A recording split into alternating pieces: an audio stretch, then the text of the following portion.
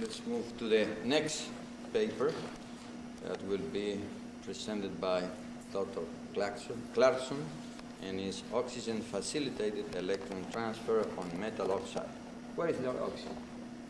Okay.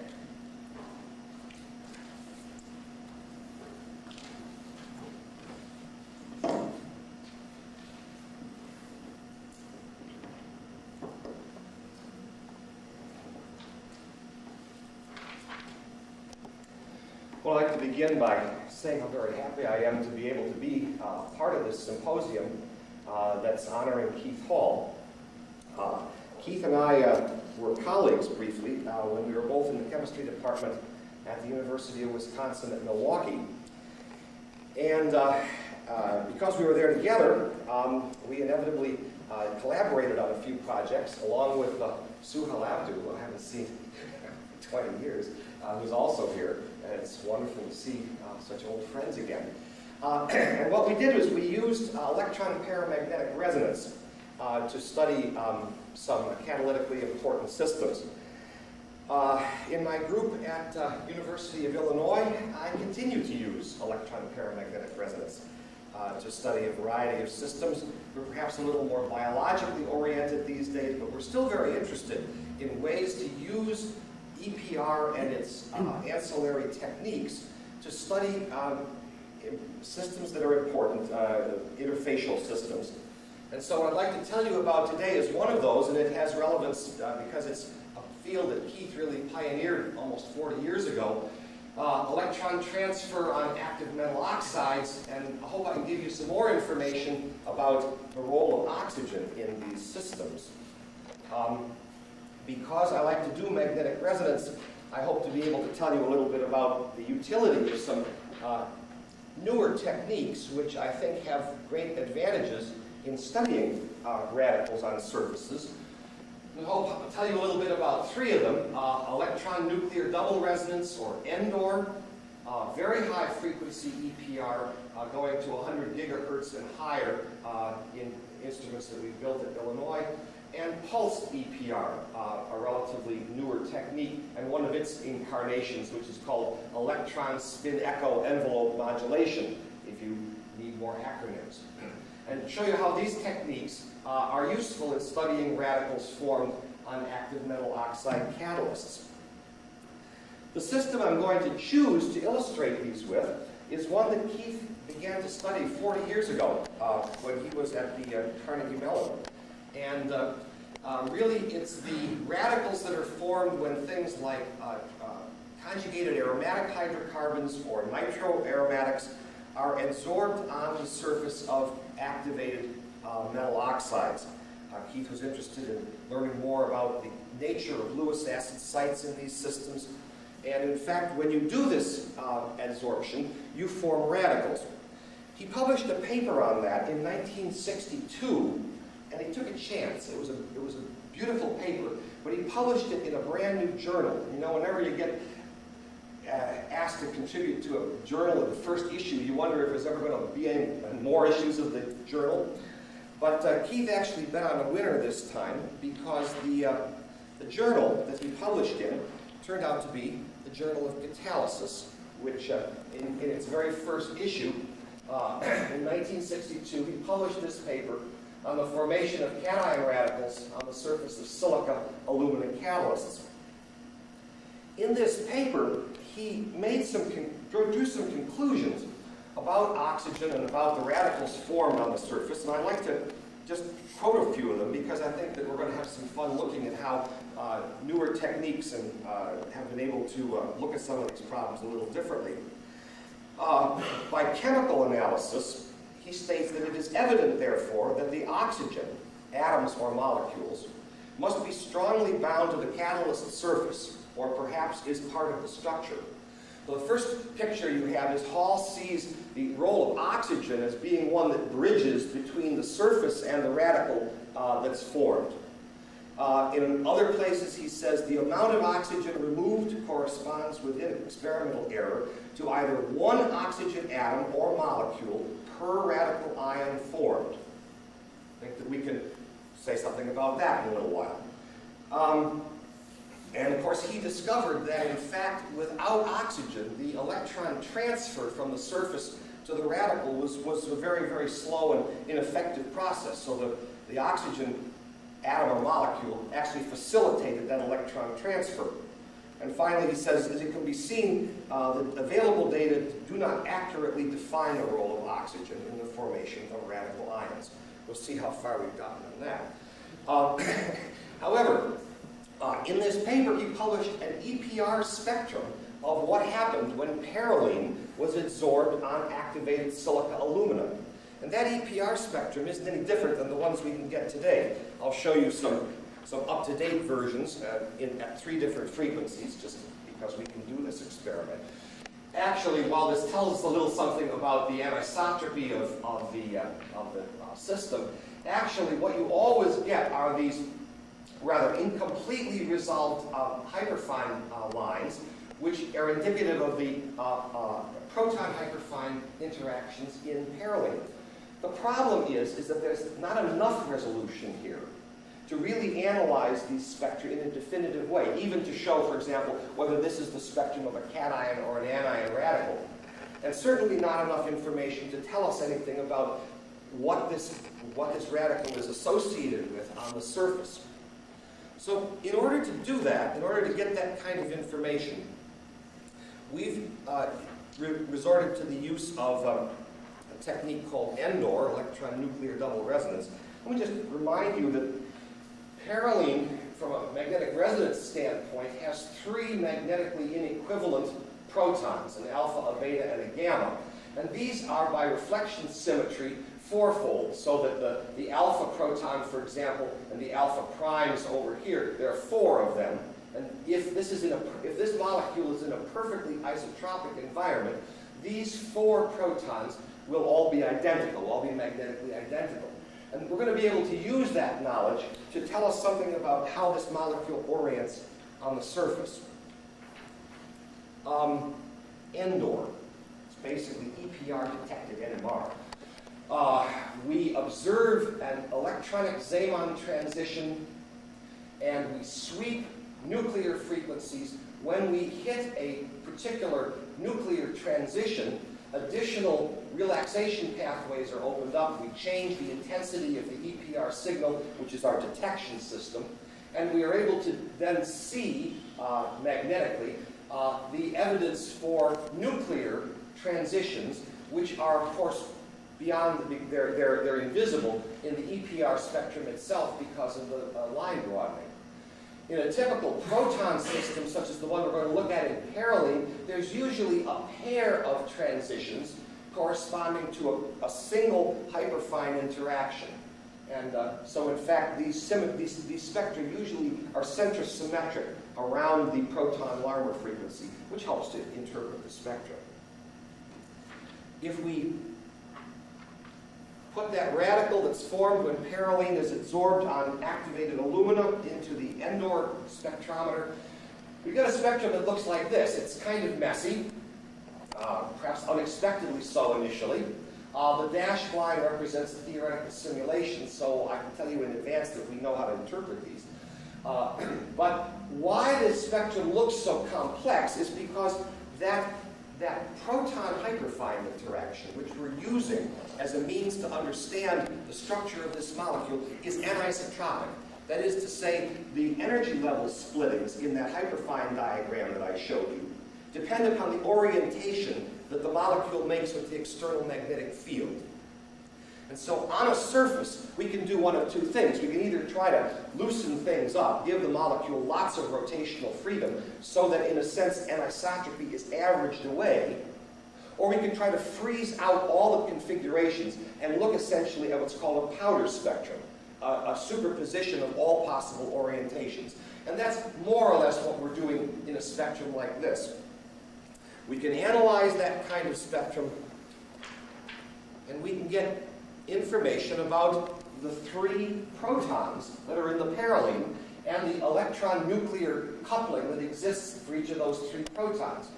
The first thing that we observe is for the most strongly coupled proton, the gamma proton, the average or isotropic hyperfine coupling that we observe on alumina is 11.2 megahertz. We can't tell the sign of that by this experiment, but we know the absolute magnitude is 11.2. In other experiments in solution using triple resonance, people have measured both the cation and the anion radical, and in fact show that the cation radical for that proton has a coupling of 11.4, and for the anion, 9.8. So this coupling is actually diagnostic of a cation radical. So we are now in a position to say, quite unambiguously, that this molecule that we're forming is a cation radical.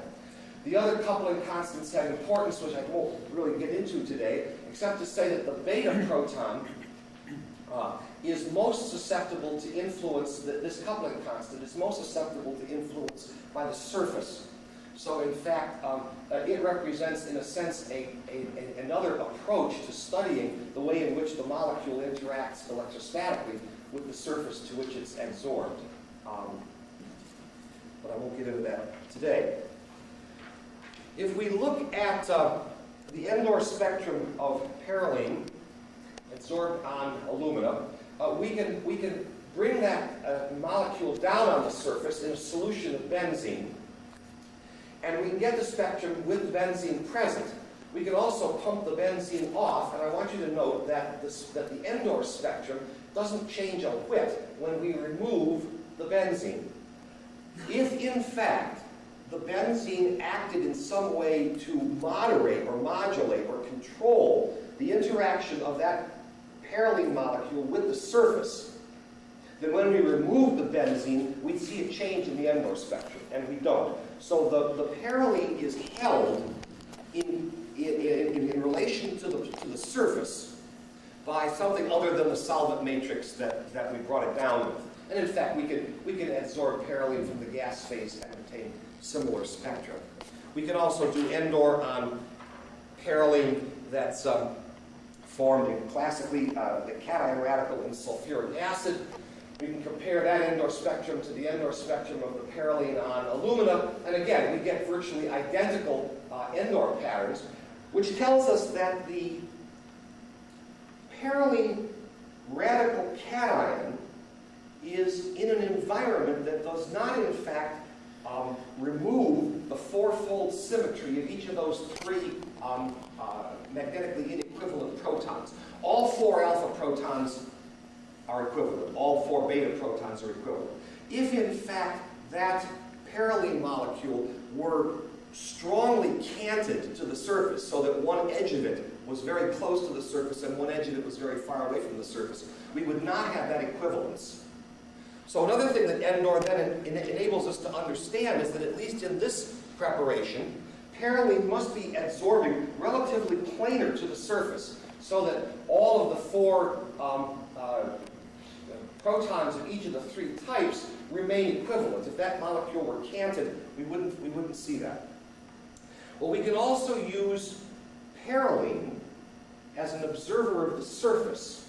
So far we've been concentrating just on the characteristics of the radical cation itself on the surface. We can also ask the question, what does the unpaired electron in perylene see when it looks down toward the surface? Are there magnetically active atoms there that we can pick up? And the answer is yes, there are. First of all, we'll note that if we look at the broader Nmr spectrum, going from 180 Kelvin down to 3 Kelvin, we see the growth of 3 peaks in this Nmr spectrum. This center line is called the matrix Nmr peak, and it is simply the interaction of the unpaired electron in the perylene cation radical with other protons in the vicinity. Since we're working in a solvent here of D6 benzene, those other protons are protons on unreacted perylene. We also see the growth of 2 other peaks. One that comes at a resonance frequency that's characteristic of aluminum-27, and another peak which we believe comes at the frequency of deuterium from our D6 benzene. We can, of course, very simply prove that case by pumping off the solvent, and sure enough, if we pump off the solvent, the deuterium peak disappears. So we know now that our perylene cation is in close proximity to at least one aluminum-27 atom, because this is the interaction signature of that environment.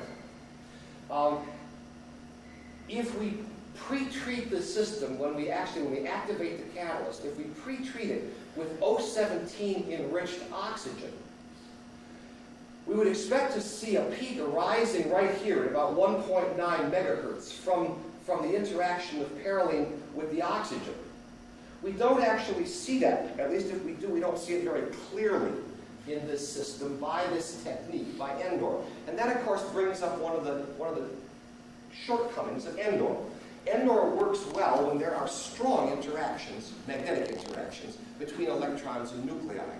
But as those interactions become weaker, either through distance or because the gyromagnetic ratio of the nuclei are very low, Endor becomes less and less sensitive. Well, as I'll show you in a minute, there's a way around that.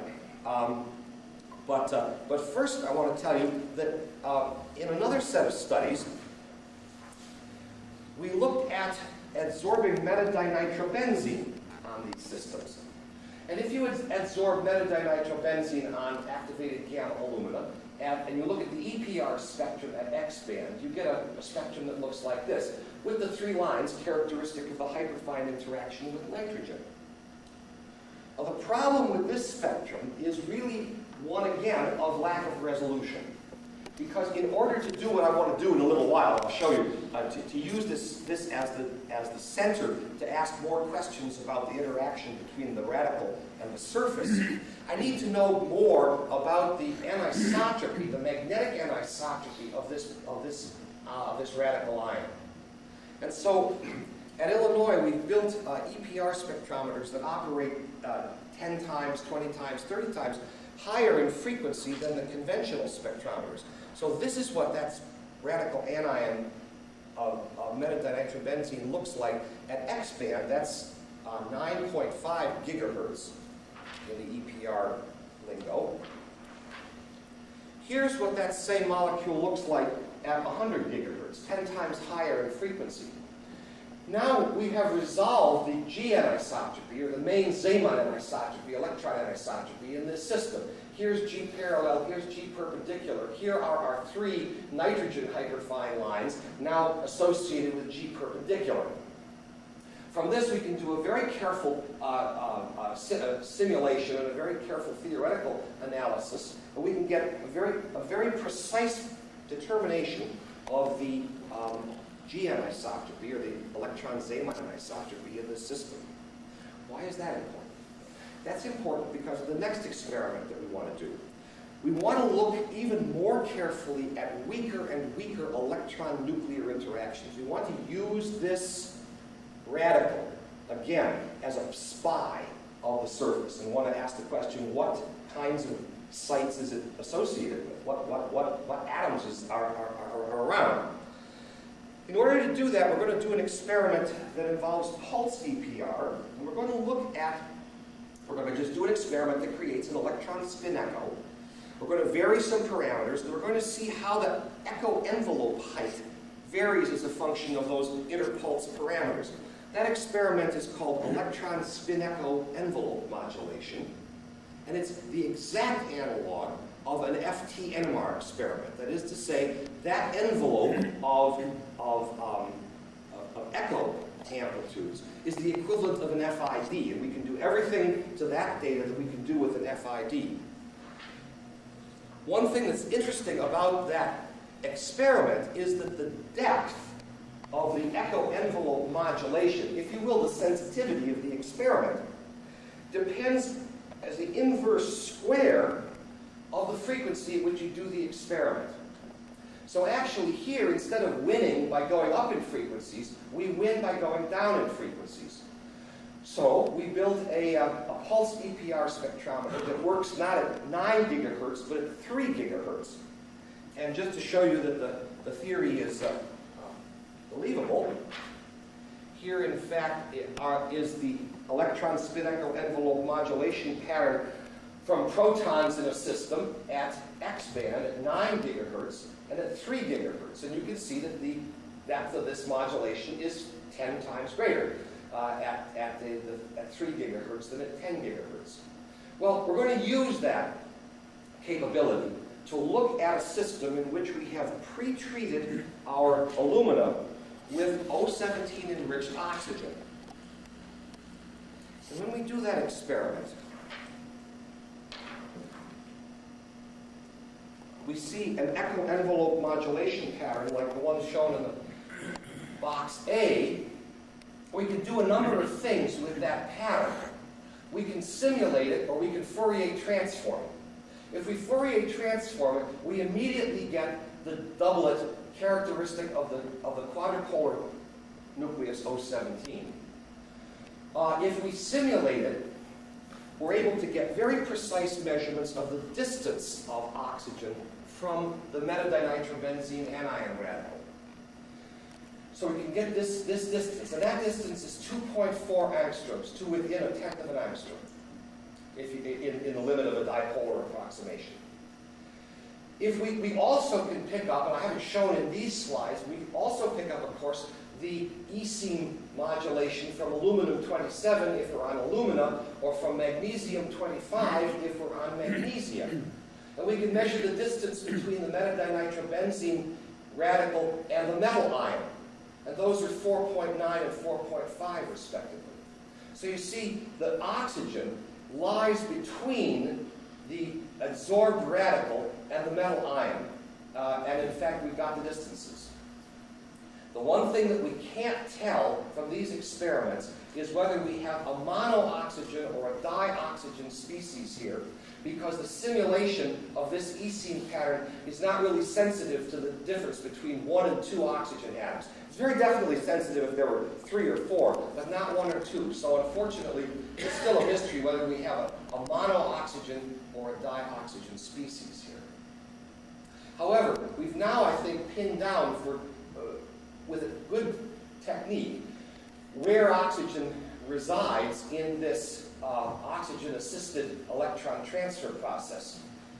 And of course, it still remains, there's still a great deal of work to be done studying now what the environment of this aluminum is that the oxygen bridges between it and the cation radical.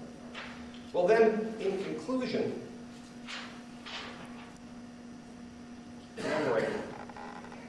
I'm going to do it. I don't like people who block out part of a slide, but I want to do it anyway. Remembering back to what Keith Hall wrote in 1962, he said perylene forms a cation radical on alumina and other metal oxides. Our work, definitely, by the use of ENDOR, we can unambiguously determine the structure of perylene and other radical ions that form on these active surfaces. And because of the enhanced resolution, we're able to get more information still. We're able to get information about the mobility. We're able to get information about the orientation of the molecule relative to the surface. We're able to get information about the strength of the electrostatic perturbation between the surface and the adsorbed ion. He said that oxygen bridges between the surface and the adsorbed radical. The answer to that is it most certainly does. By a combination of using very high frequency EPR and pulsed EPR in this electron spin echo envelope modulation, we can pinpoint where the oxygen is. It's right between the radical and the surface, and we know exactly how far away it is. So we can begin to do calculations on exactly the form of that oxygen metal radical ion group.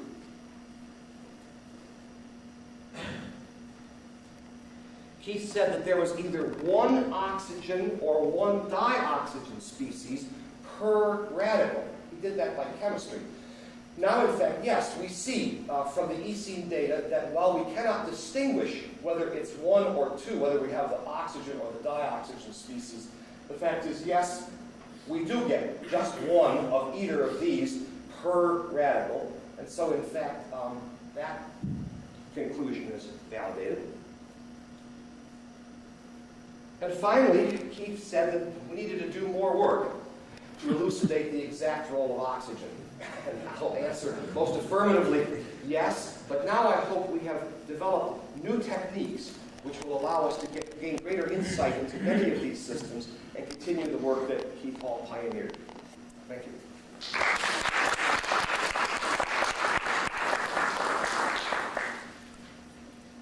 Okay. Questions about this paper, please? Please. The Nmr Spectra that you showed, was that low frequency? Yes, those were done at 3 gigahertz. How come you don't see the nitrogen?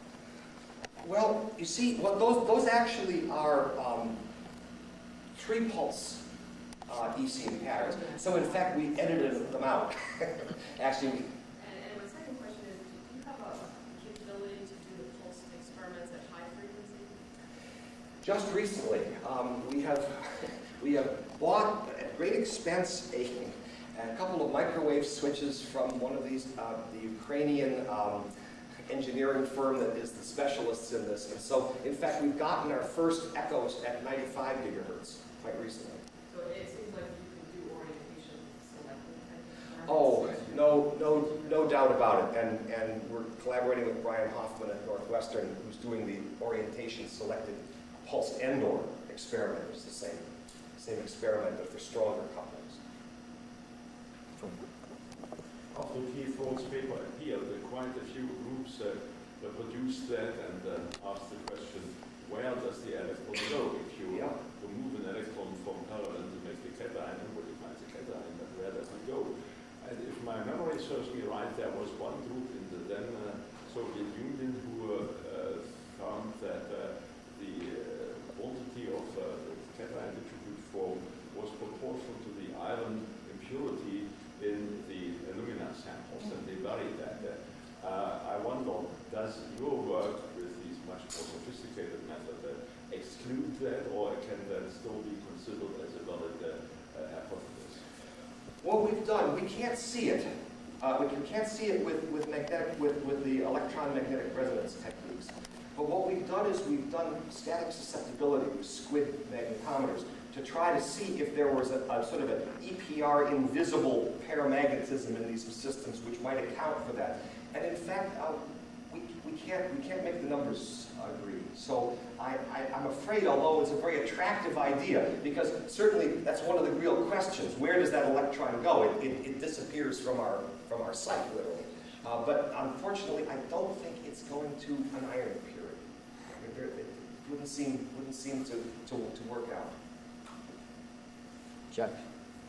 A question of curiosity. I just wonder why the oxygen doesn't sit exactly between the surface and the organic radical without an explanation.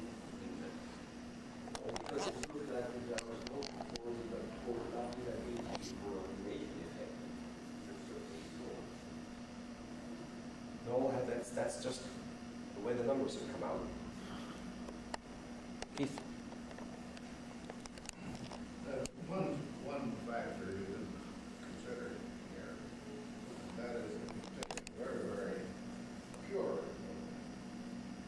made by hydrolysis.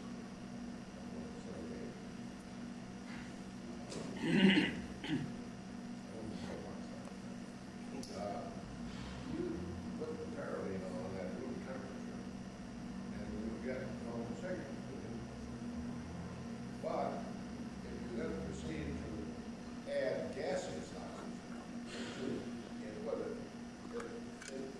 appears and it becomes proportional to the pressure.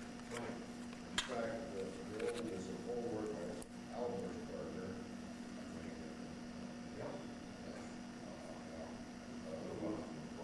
showed that this actually works on an equilibrium effect.